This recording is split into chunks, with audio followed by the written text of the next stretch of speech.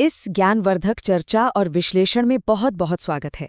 आज हम एक ऐसे विषय पर बात करने वाले हैं जो कहने को तो सदियों पुराना है, लेकिन आज के इस दिखावे वाले दौर में पहले से कहीं ज्यादा प्रासंगिक है। आज की दुनिया में जहां बाहरी रूप रंग और दिखावे को इतनी अहमियत दी जाती है, वहां कभी ये ख्याल आता है कि किसी इंसान की असली पहचान आखिर होती क्या है। आज हम प्राचीन ज्ञान की गहराई में उतरकर ये समझने की कोशिश करेंगे कि भौतिक दिखावे और इस सतही सुंदरता के परे वो कौन सी असली ताकत है जो किसी के भी वजूद को परिभाषित करती है। तो चलिए इस दिलचस्प सफर की शुरुआत करते हैं। तो सबसे पहला सवाल जो दिमाग में आता है वो यही है कि एक व्यक्ति को सच में सुंदर क्या बनाता है। जब सुंदरता शब्द कानों में पड़ता है तो सबसे पहले क्या तस्वीर बनती है? चेहरे के नैन नक्श, अच्छे और महंगे कपड़े या कोई खास तरह का शारीरिक आकर्षण? बाहरी रूप रंग यकीनन हमारा ध्यान खींचता है, लेकिन क्या ये लंबे समय तक टिक पाता है? क्या सच में यही हमारी असली पहचान है? आइए बाहरी आवरण से थोड़ा आगे बढ़ें और उस मूल तत्व को तलाशें जो समय के साथ कभी फीका नहीं पड़ता। तो चलिए सबसे पहले असली सुंदरता की इस परिभाषा को गहराई से समझते हैं।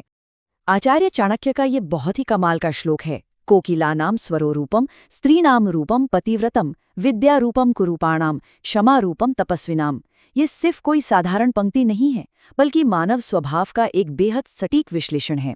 ये संस्कृत का श्लोक एकदम स्पष्ट रूप से घोषणा करता है कि असली सुंदरता हमारे रूपरंग में नहीं, बल्कि हमारी मधुर आवाज, हमारे चरित्र, हमारे ज्ञान और क्षमा करने की क्षमता में बसती है। आइए इस श्लोक में छिपे एक एक मोटी को जरा विस्तार से समझते हैं। आगे बढ़ते हैं और देखते हैं चाणक्य के उन 4 सटीक उदाहरणों को जो इस पूरी बात को शीशे की तरह साफ कर देते हैं। सबसे पहला उदाहरण प्रकृति से आता है, कोयल का। अब कोयल रंग में तो बिल्कुल काली होती है ना? दिखने में वो मोर जैसी आकर्षक या रंग बिरंगी बिल्कुल नहीं होती, लेकिन फिर भी बसंत ऋतु में हर कोई बस कोयल की आवाज सुनने का ही इंतजार करता है। ऐसा क्यों?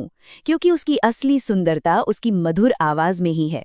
जैसे ही वो गाती है, उसका बाहरी रंग पूरी तरह से महत्वहीन हो जाता है।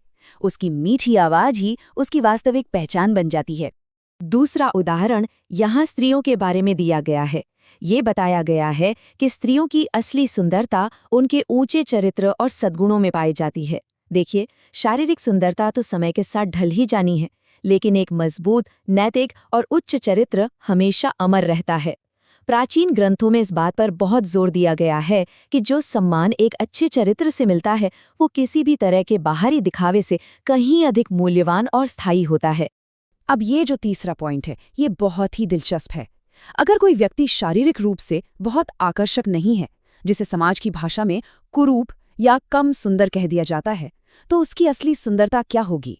चाणक्य कहते हैं, उसका ज्ञान, उसकी विद्या। जब एक गहरे ज्ञान और प्रखर बुद्धि वाला व्यक्ति बोलना शुरू करता है, तो उसकी बौद्धिक चमक उसकी किसी भी शारीरिक कमी को पूरी तरह से ढक लेती है। शिक्षा और ज्ञान वो अदृश्य आभूषण है जो किसी को भी दुनिया का सबसे आकर्षक इंसान बना सकते हैं। और इस दार्शनिक विश्लेषण का अंतिम हिस्सा तपस्वियों या साधु संतों के बारे में है। एक तपस्वी की महानता इस बात से नहीं मापी जाती कि वो कितने कठोर व्रत करता है या दिखने में कैसा लगता है। उसकी असली सुंदरता उसकी क्षमा करने की शक्ति में है। क्षमा यानी माफ कर देना। जब कोई इंसान अपने अहंकार को पूरी तरह त्याग कर दूसरों की गलतियों को क्षमा करने की सर्वोच्च क्षमता पा लेता है, तो वही उसका सबसे सुंदर और सबसे शक्तिशाली रूप होता है। दर्शन और विचारों की बात तो हो गई, लेकिन अब इस पूरी बात को एक कहानी के जरिए समझते हैं। एक राज दरबार का किस्सा है जो इस बात को बिल्कुल जीवंत कर देता है। जरा उस दृश्य की कल्पना कीजिए। एक बहुत ही भव्य और व्यस्त राज दरबार लगा हुआ है।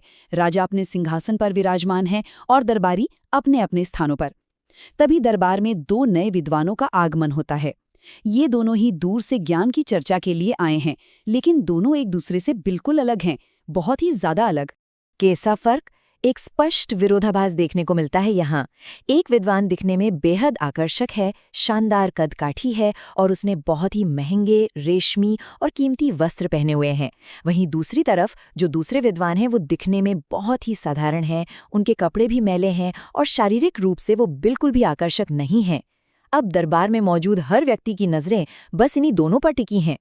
और अब जरा राजा की प्रतिक्रिया देखिए। यहाँ अक्सर वही हेलो इफेक्ट देखने को मिलता है, जहाँ किसी के अच्छे बाहरी रूप को देखकर हम मान लेते हैं कि वो अंदर से भी उतना ही गुणवान होगा। राजा ने भी ठीक यही गलती कर दी। उसने तुरंत उस आकर्षक और महंगे कपड़े पहने विद्वान को देखा, उससे गहराई से प्रभावित हुआ और बिना एक शब्द सुने उसे दरबार में सबसे ऊंचा और सम्मानजनक आसन दे दिया। बाहरी रूप रंग का जादू पूरी तरह चल चुका था। लेकिन कहानी में असली मोड़ तब आता है जब दिखावे और ज्ञान की असली तुलना शुरू होती है। सबसे पहले बोलने की बारी उस सुंदर ऊंचे आसन पर बैठे विद्वान की आई।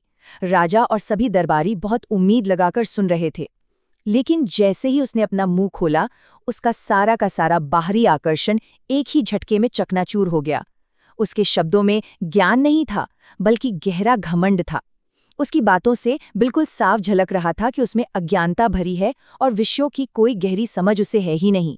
उसका वो महंगा पहनावा और सुंदर चेहरा उसके कड़वे और अज्ञानी शब्दों के सामने एकदम फीके पड़ गए। और ये इस कहानी का सबसे शानदार पल है। अब बारी थी उस साधारण और शारीरिक रूप से कम आकर्षक दिखने वाले विद्वान की।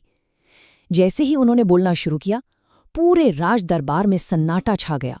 उनका गहरा ज्ञान, उनकी स्पष्टता और सबसे बढ़कर उनके मीठे और विनम्र वचनों ने मानो जादू ही कर दिया हो।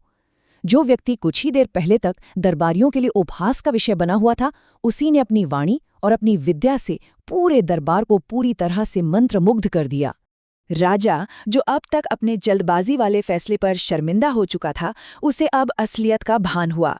उसने अपनी गलती मानते हुए एक बहुत ही ऐतिहासिक बात कही, सुंदरता केवल आंखों को भाती है, लेकिन ज्ञान और वाणी आत्मा को जीत लेती है। ये एक बहुत ही शक्तिशाली एहसास है। बाहरी रूप रंग कुछ पलों के लिए आंखों को जरूर अच्छा लग सकता है, लेकिन जो चीज सीधे दिल में उतरती है, आत्मा तक पहुंचती है, वो केवल ज्ञान और शब्द ही होते हैं। तो इस कहानी और इस पूरी चर्चा का सार यही है कि शब्द ही हमारी असली पहचान है। अंततः ये चाणक्य बोध हमें यही सिखाता है कि समाज में इंसान की असली पहचान उसके शब्दों से ही तय होती है। कोई कितने भी महंगे कपड़े क्यों न पहन ले या उसका बाहरी रूप कितना ही आकर्षक क्यों न हो, जब बात समाज में उठने बैठने की आती है, काम करने की आती है या रिश्तों को निभाने की आती है, तो अंत में विचार, व्यवहार और वाणी ही ये तय करती है कि सम्मान कितना मिलेगा। ज्ञान और मीठे शब्द ही हमारी वो पहचान बनाते हैं जो हमेशा कायम रहती है। इस पूरे विश्लेषण के अंत में ये एक ऐसा सवाल है जिस पर हम सबको विचार करना चाहिए। क्या हमारे शब्द ही हमारी असली पहचान है? अगली बार जब कोई नई शुरुआत करनी हो या किसी से मिलना हो, तो यह सोचने वाली बात है कि दुनिया के सामने कौन सा रूप पेश किया जा रहा है। क्या वो जो सिर्फ आंखों को भाता है, या वो जो सीधे आत्मा को जीत लेता है? इसी गहरे विचार के साथ आज के इस विश्लेषण को यहीं समाप्त करते हैं। इस ज्ञान की यात्रा में साथ जुड़ने के लिए बहुत बहुत धन्यवाद।